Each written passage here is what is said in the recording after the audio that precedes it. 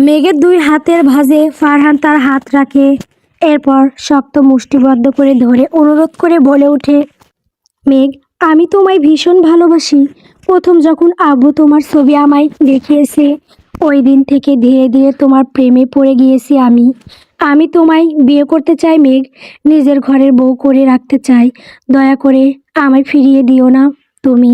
ফারহানের কাতর কণ্ঠে বলা কথা শুনে মেঘের খারাপ লাগে। সে ইচ্ছা করে কখনো চায়নি ফারহানকে কষ্ট দিতে। নিজের প্রিয় মানুষকে এক আকাশ পরিমাণ ভালোবেসে তার থেকে অবহেলা আর প্রত্যাখ্যান পাওয়ার নিদারুণ যন্ত্রণা মেঘও সহ্য করেছে। কিন্তু মেঘের দ্বারা কখনোই ফারহানকে ভালোবাসা সম্ভব নয়। মেঘের মন, আত্মা, শরীর সব জুড়ে শুধু এক আদ্রিয়ানের আধিপত্য বিস্তার করার অধিকার রয়েছে। এই ন্যূনতম অধিকার মেঘ অন্য কোনো পুরুষকে দিতে পারবে না। অসম্ভব। মেঘ শান্ত গলায় বলে, ফারহান, আই অ্যাম সরি। আপনাকে কষ্ট দেওয়ার কোনো ইচ্ছা ছিল না আমার, কিন্তু আমার দ্বারা এই বিয়ে করা সম্ভব নয়। আদ্রিয়ান ছাড়া অন্য কোনো পুরুষকে স্বামীরূপে গ্রহণ করার মতো শক্তি এই মেঘের নেই। শুরু থেকে শেষ অবধি আমি শুধু আদ্রিয়ানকে ভালোবাসি। আমায় ক্ষমা করে দিবেন ফারহান। 1 মাস পর আমার আর আপনার কোনো বিয়ে হবে না। মেঘের কথা ফারহান শুনে না, সে অধিক শক্ত করে মেঘের হাত চেপে ধরে বলে, মেঘ, শুধু একবার আমায় ভালোবেসে দেখো না। আমি তোমায় অনেক ভালোবাসবো। তুমি আমার বউ না, বরং ঘরের রানী হবে। রানীর মতো যত্ন আর ভালোবাসা দিয়ে আগলে রাখবো তোমায়। ফারহানের কথায় মেঘের মন গড়ল না। তার সিদ্ধান্তে কোনো পরিবর্তন হয়নি। মেঘ ধীর আর স্পষ্ট স্বরে বলল, ফারহান, আমি আর এই বিষয়ে কোনো কথা বলতে চাই না। আশা করি ভবিষ্যতে আর কখনো আমার আর আপনার দেখা হবে না। ভালো থাকবেন আর নিজের জন্য কোনো যোগ্য মেয়ে দেখে বিয়ে করবেন। আমি এখন আসি। বাসায় আদ্রিয়ান আমার জন্য অপেক্ষা করছে। মেঘ আর কথা বাড়ায় না। চেয়ার থেকে উঠে দাঁড়িয়ে রেস্টুরেন্টে থেকে উঠে যাওয়ার উদ্দেশ্যে পা বাড়ায়। ঠিক তখনই পেছন থেকে ফারহান তার হাত চেপে ধরে নিজের কাছে নিয়ে আসে। হঠাৎ ফারহানের এমন কাণ্ডে মেঘ অবাক হয়ে যায়। মেঘ কোনো প্রতিবাদ করতে যাবে তার আগেই আদ্রিয়ান রেস্টুরেন্টের ভেতরে প্রবেশ করে রেস্টুরেন্টে ঢুকে এমন দৃশ্য দেখে আদ্রিয়ানের রাগ উঠে যায়। দাঁত কটমট করে তাকায় ঘনিষ্ঠ অবস্থায় থাকা মেঘ আর ফারহানের দিকে। হাত মুষ্টিবদ্ধ করে নিজের রাগ নিয়ন্ত্রণ করার চেষ্টা করে, কিন্তু সম্ভব হয় না। বউকে অন্য কোনো পুরুষের সাথে কোনো পুরুষই তার রাগ নিয়ন্ত্রণ করতে পারবে না। আদ্রিয়ানও পারল না। রাগী কর্কশ কণ্ঠে জোরে ডাক দিয়ে বলে, মেঘ। হঠাৎ আদ্রিয়ানের রাগী আর গম্ভীর কণ্ঠস্বর শুনে মেঘ আঁতকে ওঠে। দ্রুত ফারহানকে দূরে ঠেলে ভয়ার্থ মুখশ্রী নিয়ে পেছনে ফিরে তাকায়। রেস্টুরেন্টের দরজায় দাঁড়িয়ে আছে স্বয়ং আদ্রিয়ান রেদওয়ান। অতিরিক্ত রাগের ফলে তার মুখ অস্বাভাবিক লাল হয়ে গেছে। চোখ দিয়ে যেন আগুন বের হচ্ছে। আদ্রিয়ানের রাগী চোখের দৃষ্টি এখন মেঘের উপর সীমাবদ্ধ। মেঘ ভয়ে শুকনো ঢোক গিলে। ভয়ে তার কপাল বেয়ে মৃদু মৃদু ঘাম জমা হয়। মেঘ ভয়ার্থ কণ্ঠে অস্ফুট স্বরে বলে ওঠে, আদ্রিয়ান, আপনি এখানে কি করছেন? মেঘের এমন প্রশ্ন শুনে রাগের পরিমাণ দ্বিগুণ হলো। আদ্রিয়ানের গম্ভীর কণ্ঠে হুঙ্কার দিয়ে বলে ওঠে, তুমি এখানে কি করছো মেঘ? ফারহানের সাথে মেঘ কোনো উত্তর প্রদান করতে যাবে তার আগেই ফারহান পুনরায় মেঘের হাত ধরে তার বুকের সাথে মিশিয়ে নিয়ে আদ্রিয়ানের দিকে তাকিয়ে বলে ওঠে, মেঘ, আমার সাথে দেখা করতে এসেছে আদ্রিয়ান। তোমার কোনো সমস্যা? ফারহানের কথা শুনে আদ্রিয়ানের রাগী মুখে হাসি ফুটল। ঠোঁটের কোণায় বাকি হাসি বজায় রেখে শান্ত চোখে তাকায় ফারহানের দিকে। এরপর দাঁত কটমট করে বলে, ফারহান চৌধুরী, তুই আমার বউয়ের ধরবি, তার সাথে রেস্টুরেন্টে দেখা করতে আসবি, আবার আমার সামনে তাকে জড়িয়ে ধরবি। এখানে আমার কী প্রবলেম থাকতে পারে বল? তবে এখন প্রবলেম হবে আমার নয়, বরং তোর। তোকে আজ খুন করব আমি। ফারহানের বুকে জোরে ধাক্কা দিয়ে তাকে দূরে সরিয়ে দেয় মেঘ। আদ্রিয়ান তার মুষ্টি বদ্ধ করে রাখা হাত জোড়া খুলে এরপর বড় বড় পা ফেলে এগিয়ে আসে ফারহানের কাছে। যখন আদ্রিয়ান ফারহানের মুখে ঘুষি মারতে যাবে তখন হঠাৎ মেঘ তার সামনে চলে আসে। অতি দ্রুত এগিয়ে গিয়ে পায়ের ওপর ভর দিয়ে কাঁধে হাত রেখে গলা জড়িয়ে ধরল মেঘ। মেঘের বুক আদ্রিয়ানের শরীরে স্পর্শ করেই আদ্রিয়ান একটু শান্ত হয়, কিন্তু তার রাগ এখনো কমেনি। ফারহানকে খুন করার তীব্র ইচ্ছে এখনো দমন হয়নি। পুনরায় যখন আদ্রিয়ান ফারহানের কাছে এগিয়ে যাবে তার আগেই মেঘ এক অবিশ্বাস্য কাণ্ড করে ফেলল।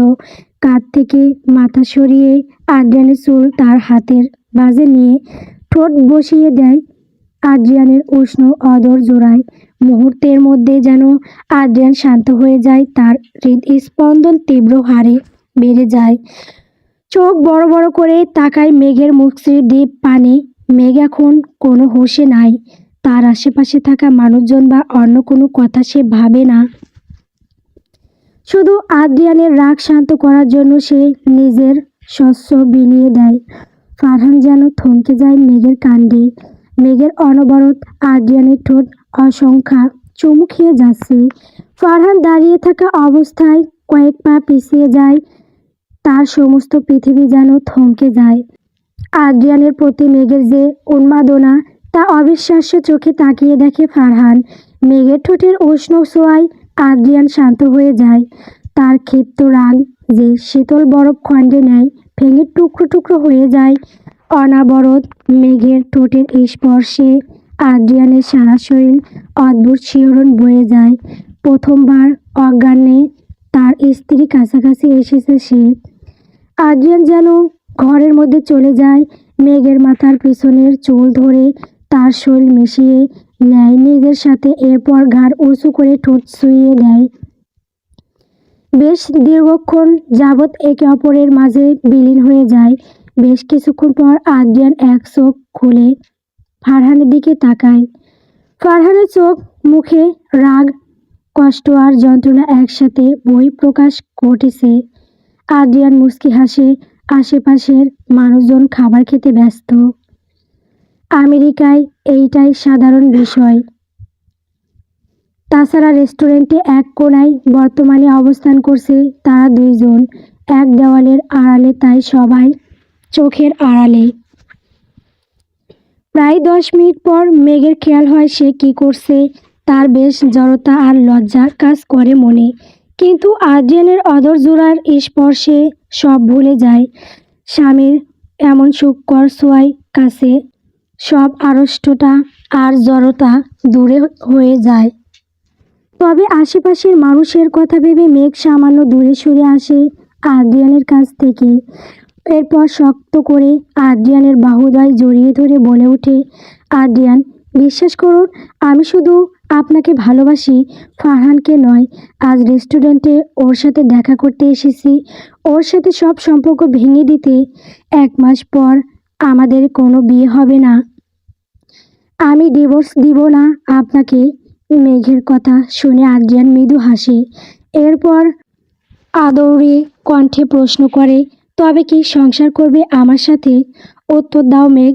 মেঘ সম্মতিসূচক মাথা নাড়িয়ে উত্তর দেয়, করব সংসার আপনার সাথে। ভালোবাসি আপনাকে আমি আদ্রিয়ান, ভীষণ ভালোবাসি।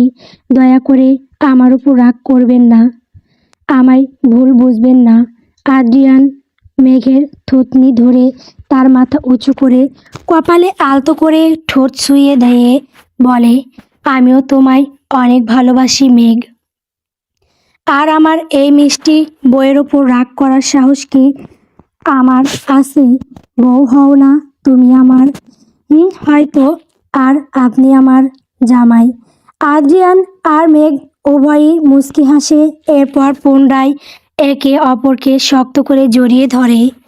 কিন্তু তাদের এই সুন্দর মুহূর্ত সহ্য হলো না ফারহানের। সারা শরীর রাগে জ্বলে যাচ্ছে তার। আদ্রিয়ান যেন ফারহানের অবস্থা দেখে মজা লাগলো, তাই ফারহানের রাগের আগুনে ঘি ঢালার জন্য আদ্রিয়ান বলে, ফারহান তোমার টেবিলের পাশে থাকা টিস্যু বাক্স থেকে 2টা টিস্যু দাও তো। আমার আমার ঠোঁটে লিপস্টিক লেগে গেছে। বউ কিস করেছে, এখন এই দাগ নিয়ে কি করে বাইরে যাব? প্লিজ ফারহান, একটু টিস্যু দাও টেবিলের উপর থেকে। ফারহানের রাগের স্তর বৃদ্ধি পায়। ফারহান দ্রুত পায়ে এগিয়ে যায় আদ্রিয়ানের কাছে, কিন্তু আদ্রিয়ান ভয় পায় বা বরং মিটমিট করে হাসতে থাকে। ফারহানের এগিয়ে আসার মাঝপথে মেঘ তাকে থামিয়ে দিয়ে পেছনে ঘুরে তাকিয়ে বলে ওঠে, ফারহান, আমার স্বামীর গায়ে হাত তোলার কোনো অধিকার আপনার নেই। দূরে সরে যান আদ্রিয়ানের কাছ থেকে। I said leave. ফারহান রাগে জ্বলে ওঠে, মেঘকে প্রশ্ন করে ওঠে, আদ্রিয়ান যদি তোমার স্বামী হয় মেঘ, তবে আমি কে হই তোমার? মেঘ স্পষ্ট স্বরে উত্তর দেয়, কেউ হন না আপনি আমার। আমাদের দুজনের মধ্যে কোনো সম্পর্ক নাই, আর না ভবিষ্যতে কখনো হবে। মেঘ, আমি তোমায় ভালোবাসি, তুমি কেন বোঝো না আমার কথা? ফারহান, আমি আদ্রিয়ানকে ভালোবাসি, আপনি কেন বুঝেন না? ফারহান মেঘের কথা শুনে রেগে যায়। আদ্রিয়ান যেন এখন পৃথিবীর সবচেয়ে সুখী মানুষ। সে শব্দ করে হাসছে। ফারহানের মুখের অবস্থা দেখে তার বউ যে এত ঝগড়াটে তা সে জানতো না। তবে খারাপ নয় বউ, রোমান্টিক আর ঝগড়াতে না হলে সংসার করা যায় না। আদ্রিয়ান বেশ খুশি খুশি হয়ে পৈশাচিক আনন্দ নিয়ে দাঁড়িয়ে আছে। ফারহান হুমকি দিয়ে বলে, মেঘ, তুমি কিন্তু ভুলে যেতে না, আমি ফারহান চৌধুরী। আমায় অপমান করার শাস্তি কিন্তু তোমায় পেতে হবে। ফারহানের হুমকি শুনে মেঘ ভয় পায় না, বরং সাহসী কণ্ঠে বলে ওঠে, ভালো খারাপ যাই হোক, আমার স্বামীর হাত আমি কখনোই ছাড়ব না। আপনি যতই আমায় শাস্তি দিন ফারহান, তবু আমি হাজারবার আমি আদ্রিয়ানকে ভালোবাসি। I love Adrian, I always love only Adrian. Adrian পাশ থেকে মেঘের কথা শুনে বাচ্চা সুলভ কণ্ঠে বলে ওঠে, আই লাভ ইউ টু বউ। মা। হাত দিয়ে ফ্লাইং কিস দেখিয়ে বলে ওঠে আদ্রিয়ান। মেঘ মিষ্টি হাসি দেয়, কিন্তু ফারহান যেন তেলে বেগুনে জ্বলে ওঠে। মেঘ এবার শান্ত হয়ে বলে, ফারহান, আমি যদি আপনাকে কষ্ট দিয়ে থাকি তবে এর জন্য দুঃখিত আমি, কিন্তু আমার দ্বারা আদ্রিয়ান ছাড়া অন্য কোনো পুরুষকে ভালোবাসা সম্ভব নয়। সব কথা শুনে ফারহান বলে, মেঘ, তুমি আর কথা শোনো। কিন্তু ফারহানের কথা শেষ করার আগে মেঘ হাত দিয়ে তাকে থামিয়ে দেয়। এরপর পিছনে ঘুরে শক্ত করে আদ্রিয়ানের হাত ধরে মিষ্টি হাসি দিয়ে বলে, চলুন আদ্রিয়ান, বাসায় যাওয়া যাক। রাতের খাবার খাননি আপনি? বাসায় গিয়ে রান্না করতে হবে। চলো মেঘ। সরি বউ। উভয়ে একে অন্যের মুখের দিকে তাকিয়ে হাসে। এরপর তারা একসাথে হাত ধরে রেস্টুরেন্ট থেকে বের হয়ে যায়। ফারহান হয়তো এই অপমান সহ্য করতে পারল না। তার ভালোবাসা এমনভাবে মেঘ প্রত্যাখ্যান করবে তা হয়তো কল্পনা অবধি করেনি। এই জন্য মেঘের সামান্য শাস্তি অবশ্যই পাওয়া উচিত। ফারহান জানে তার এখন কী করা উচিত। গল্প তোমার নামে নীলছে তারা। গল্পটি কেমন হয়েছে কমেন্ট করে বলবেন। পরবর্তী পর্ব সবার আগে পাওয়ার জন্য অবশ্যই আমার চ্যানেলটিকে সাবস্ক্রাইব করবেন। ধন্যবাদ।